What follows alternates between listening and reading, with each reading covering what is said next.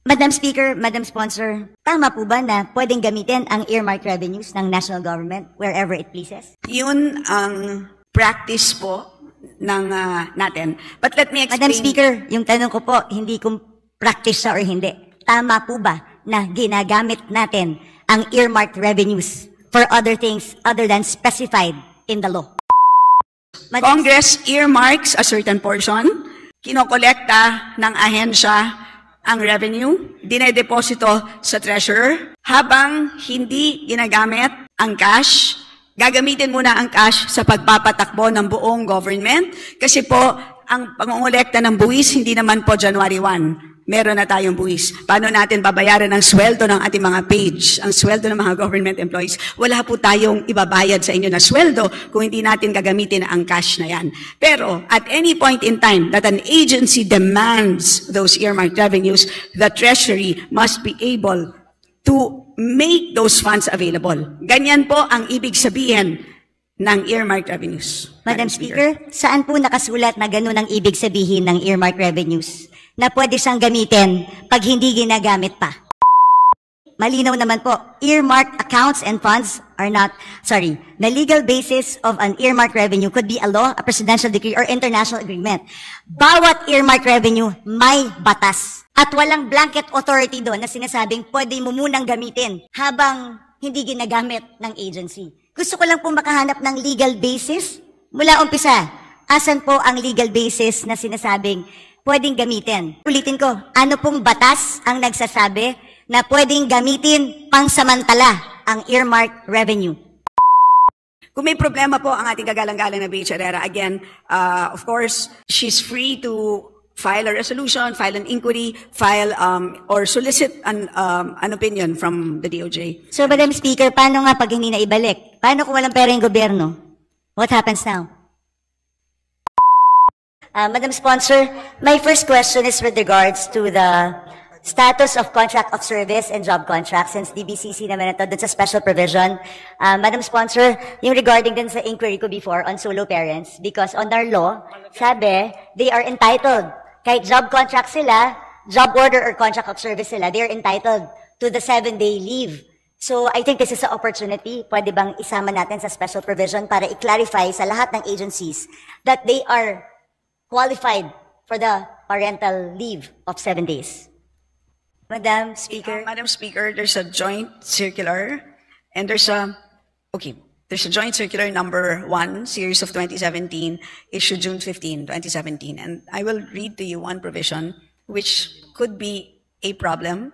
And I'll read to you the provision, verbatim. The services of the contract of service and job order workers are not covered by civil service law and rules, thus not creditable as government service. They do not enjoy the benefits enjoyed by government employees, such as leave, pera, rata, and 13th month pay. So that is what the DBM has told me, but if it is specific in the solo parents law, I will support you.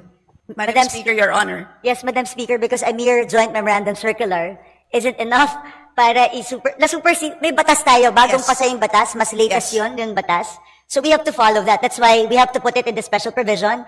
I know that's what the problem is. Walang employee-employer relationship, si job order at saka si contract of service. But we should have thought of that before we passed the law. But we passed the law and signed by the President. So we have to honor the law. That is correct.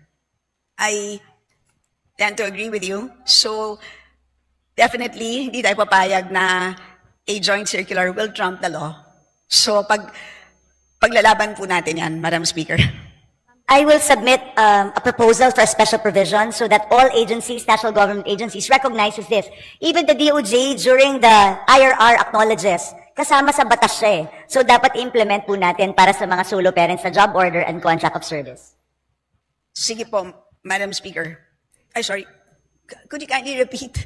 Yes. No, I will submit a special provision para to correct lang at magkaroon ng mandate yung mga departments to actually allow the solo parents na job order and contract of service. Pinasa natin yung batas so we have to honor it. Do I have to read the special provision, Madam Speaker? Yes, if I may. you can, to put it on record, Madam Speaker. granting parental leave benefits to solo parents working in the government under job order or contract of service, pursuant to Section 7 of Republic Act Number 8972 as amended by Republic Act Number 11861, otherwise known as the Expanded Solo Parents Welfare Act, a forfeitable and non-cumulative parental leave of not more than 7 working days with pay every year shall be granted to any solo parent employee regardless of employment status who has rendered service of at least 6 months. This shall apply to those who are working in the public sector under job order or contract of service. Thank you, Madam Chair. Madam Speaker. Next question. So overall savings, I just noticed na after 2015, hindi na nagkaroon ng reporting. Then bumalik siya noong 2020 and 2021. Then afterwards, no more reporting again as to the overall savings of each department. Your Honor, as you know, the meaning of savings is now different. Today, it now refers to balances of any released appropriations which have not been obligated as a result of any of the following: A, completion, final discontinuance, abandonment of a program, or B, implementation of measures resulting in improved systems and efficiencies, etc. So today, in other words, hindi na siya kinocompute for all. Yun na ngayon ang practice ng DBM. So if there is a number that you have in mind, for example, do you wish to know unutilized appropriations for the entire government? Is that what you wish to know? Madam Speaker, parang di naman po nagbabago yung definition ng overall savings. Yung savings naman talaga is, as you said, yun ang definition ng savings natin. At kaya nire-reflect yun. Kasi ito yung mga hindi nagagamit, like you said. And then nire-report kasi yun and it's being transferred to other agencies. Ang sa akin, I'm looking for repertorial. They have to report it to us, just like before. For example, ang overall savings natin in 2020 is 3.5 billion. That's why it's also significant eh. And then for all those savings, nakalagay dyan kung saan tinransfer sa bawat agency. Pag sinabi mo kasing savings, transfers from each agency, nata-transfer ang savings ng bawat isang ahensya, pupunta ngayon sa overall savings. And then yung overall savings, it's a transfer to.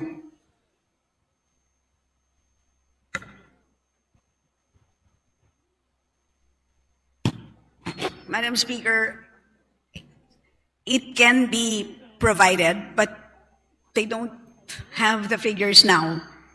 Madam Speaker, yun po yung point ko. Bakit nawawala yung report ng overall savings? Dapat nakikita po natin yon dito sa Kongreso kasi savings po yan na hindi na po alam ng Kongreso kung saan napupunta. And it's part of our obligation to know where these savings are. Saan nanggaling? Kasi that's where we see how efficient ang ating mga departments. So baka pwede pong isubmit sa atin today para makita po natin.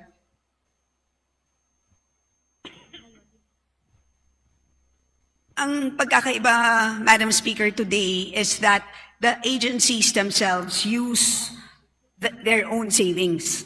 So, they can modify on their own. So, hindi katulad dati na nililipat sa ibang ahensya. And does this mean hindi siya nire-report sa... No, pero, yes. So, but as a result of that change in practice, kaya nagkaroon din sila ng ibang pagre-report, but tama po yung observation ninyo, and I think that is a very important point. Hindi naman dahil nag-iba ng practice ay nawala na sila ng responsibilidad na mag-report. So, because of that, they will submit the report on savings. They will provide the report as, okay, but henceforth, they will include henceforth, he will include it in the BSF. Moving forward. But you will submit within the week to the Committee on Appropriations and we will copy furnish all members. Yes, please, Madam Speaker, kasi napaka-importante po na alam natin how efficiently they're using. Napakadaling mag-declare ng savings kung bibigyan natin ng blanket authority ang departments to use the savings and use it whenever they want or augment something without passing through Congress. E di, i-bloat na lang palagi yung bidding, yung ABC. Tapos magdadive. You know, this is not acceptable, should not be acceptable to us. That's why we need those reports. Kaya sana po, within the week, Or sana nga within the day or hanggang tomorrow para naman po mapag-aralan, Madam Speaker. Anyway, my next question refers to, dito na ako sa, alam naman ni Madam Sponsor ito, yung tungkol sa earmark revenues. Madam Speaker, sa pagkakaintindi, can you define earmark revenues through you, Madam Speaker? I'm here, so I'll just sit down.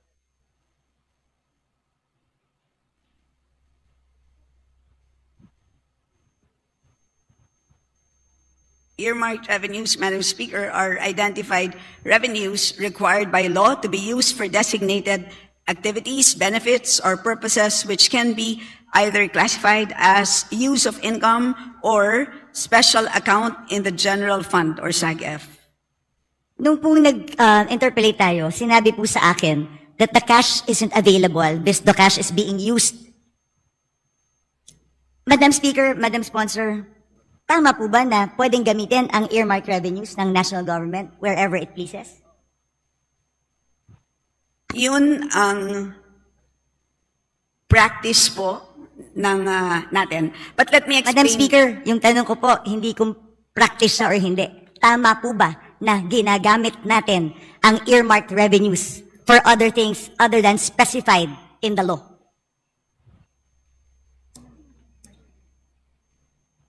Madam Speaker, if I may be allowed, Yes. parang po siyang, if I may use a comparison, parang pong kung tayo po ay nagde-deposito sa isang bangko, nagdeposito tayo ng 100 piso, iniwan natin sa bangko yung ating 100 pesos.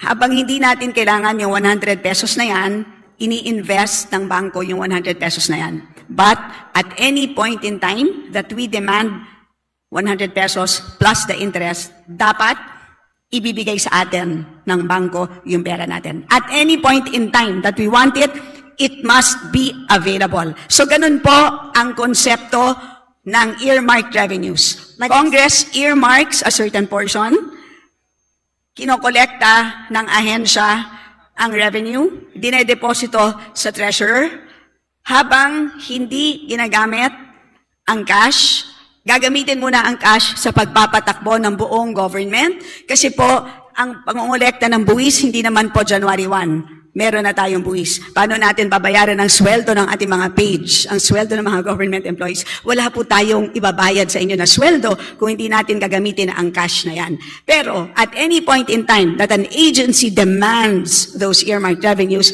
the Treasury must be able to make those funds available. Ganyan po ang ibig sabihin ng earmarked revenues. Madam Speaker, saan po nakasulat na ganun ang ibig sabihin ng earmark revenues na pwede siyang gamitin pag hindi ginagamit pa? Kasi malinaw naman po, earmarked accounts and funds are not, the legal basis of an earmarked revenue could be a law, a presidential decree, or international agreement. Bawat earmarked revenue may batas. At walang blanket authority doon na sinasabing pwede mo munang gamitin habang hindi ginagamit ng agency. Gusto ko lang po makahanap ng legal basis mula umpisa. Asan po ang legal basis na sinasabing pwedeng gamitin ang pondo na in-earmark natin for another thing kasi yung cash naman hindi pa ginagamit ng ahensya. So hiramin ko muna. Paano kung hindi ko na maibalik? Paano kung hindi na tayo makautang? Hindi po ba pag regular ka na tao, ginamit mo ang pera na hindi para doon? Qualified theft na to. O kaya, pwedeng technical malversation of funds if you use it for another thing.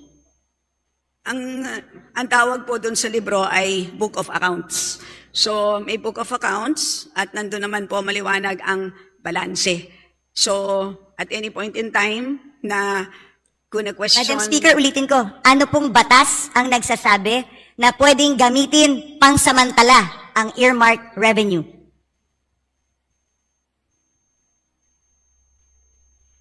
So, hindi po ginagamit ang revenue.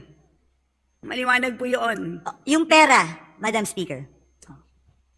Saan po sinasabing batas na yung cash na nakolekta ng isang collecting agency para sa isang bagay na naka-earmark? Kaya po tayo nagpasa ng batas sa Kongreso. Gusto ko itong SUF para lamang sa free wifi.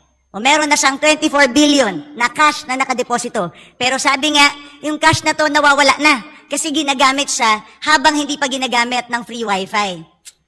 Hindi ko po talaga masettle sa utak ko kung paano pwedeng, kung ano, yun lang naman tinatanong ko, ano po bang batas ang nagsasabi? Yung cash na para sa free wifi, pwede munang hiramin ng national government para gastusin sa ibang bagay nang hindi nagpapaalam sa tamang or walang proper documentation. Madam Speaker, una sa lahat, napag-usapan na natin ito at maliwanag naman na at any point in time na kailangan na ng DICT ng additional funds para sa free wifi, they may request. Madam Speaker. Maliwanag po yun at katulad din doon Madam sa Speaker. fire trucks. So lahat po yun ay pwede. So yun ang sistema po ng paggamit ng accounts sa special accounts in the general fund. Ganun po ang sistema. Pero kung meron pong legal question ng ating kagalang-galang na BH Herrera, nandito naman po ang DOJ, Judiciary, pwede po siyang magtanong ng legal opinion, ng opinion mula sa DOJ because that is really beyond us. Hindi po ako hindi po kami makakapagbigay ng isang legal opinion. Yun ay pwedeng hingin sa DOJ, Madam Speaker. Madam Speaker, Your Honor. we are the power of the purse here. Tayo po ang nagpasa ng batas. Yung pera na in-earmark natin, mahirap po na ginagamit, tapos pag kailangan na, sasabihin mo, pag kailangan na, nandyan. Paano kung wala? Hindi ba ganun yung mga estafa cases? Hindi ba ganun yung mga pyramiding scams? Na pagka umutang ka ng pera, for such a, di ba, tapos biglang pag kailangan na, hindi mo na makuha. Pwede mo i-demanda yung taong yun. Ang sinasabi mo kasi, at any given time, ang defense mo is at any given time, pwedeng hingin ng free wifi yung budget. Eh, paano kung walang pera ang gobyerno? Sa akin, hindi yung it's readily available. That's not the point. Ang punto dito, pwede bang gamitin para sa ibang bagay ang cash na inalat ng Kongreso para sa isang particular na bagay? Hindi po excuse yung sasabihin natin, available naman pag gusto ng ahensya eh. Anong difference ito dun sa DAP? Well, ang tawag po dito, Madam Speaker, ang tawag po dito ay cash management by the national government, and this is under Executive Order number 449. Yan po ang mandato ng ating National Treasury. So, kung meron pong legal question na gustong pang talakayin ang ating kagalang-galang na BH Herrera, ay pwede naman niyang itanong sa Supreme Court kung gusto niyang talakayin pa ito. But as far as we are concerned, at any point in time na hihingin ng ahensya, ang earmarked revenues na yan, dahil maliwanag po, mas maliwanag pa sa alas 8 ng umaga, ang balanse nila, ay demandable po yan. Madam Speaker, hindi nga po maliwanag sa tirik ng araw yung balanse. Alam mo yun. Hindi maliwanag kung magkano ang balanse ng mga earmarked revenues dahil natatraffic sa Bureau of Treasury. You and I both know that. Natatraffic ang kanilang balanse sa Bureau of Treasury because nagagamit ang pera tapos naghihintay ngayon ng balancing or reconciliation. Madam Speaker, this is not a legal question. It is also a management of cash question dahil at the end of the day, nangungutang nga tayo dahil kulang yung pera natin eh. So paano kung biglang may magandang programa ang isang departamento? Can we assure them that there's cash? So bigla tayong we earmark this certain, ini-earmark natin ito sa bawat use niya. Kasi gusto nating i-make sure that the money is there at lagi siyang pwedeng gamitin. Tandaan natin, if yung humihiram ng pera ang may control kung anong ibibigay niya, then magdadamot ako ngayon sa pagbibigay kasi ginagamit ko eh. So they have the control eh. If you have the control, di ba? Kunwari ikaw ang may control ng pera, kung ano ang pwede mong gamitin at hindi. Tapos may humihinging ahensya sa'yo. Kung ginagamit mo yung pera, hindi ka magiging generous sa ahensya ibigay kahit mayroon silang tamang programa. Kasi you're making use of the cash available. Maganda lahat yan, Madam Speaker. But again, ang end balance halimbawa as of June 30, 728.785 billion pesos. So malaking amount of funds. isipin na lang po natin kung lahat po ito ay binagsak natin ngayon, lahat sa mga ahensya, sa totoo lang po, mabibilaukan silang lahat. Hindi nila kayang ma-absorb lahat ito. So may ganun din na problema. So that is actually part of the mandate of our National Treasury, part of the mandate of the DBM. Kailangan nilang i-manage yan. So they cannot just flood all of these agencies with cash. So yun po, that's how we understand the cash management mandate of these agencies, Madam Speaker. Madam Speaker, cash management does not mean gagastusin mo yung pera pag hindi ginagamit. There's a difference, Madam Speaker. I never said na i-flood natin ng agencies. I'm just simply saying you cannot use the money that's particularly earmarked for a certain project na sinaad natin sa batas. Pero again, I did not say na i-flood natin sila. But I'm saying, tama po ba na ginagamit natin yung pera na sinet aside ng isang batas na hindi pwedeng gamitin? Malinaw po ang batas. Bawat section, andito po yan, makapal po yan eh. Ilan ng earmarked revenues natin? Nakaspecify doon, nandun lang siya pwedeng gamitin. So Very again, specific. Alam ko po yung sinasabi niyong one fund concept. Do you know the history of one fund concept when it started, Madam Speaker, Madam Sponsor? what is the question?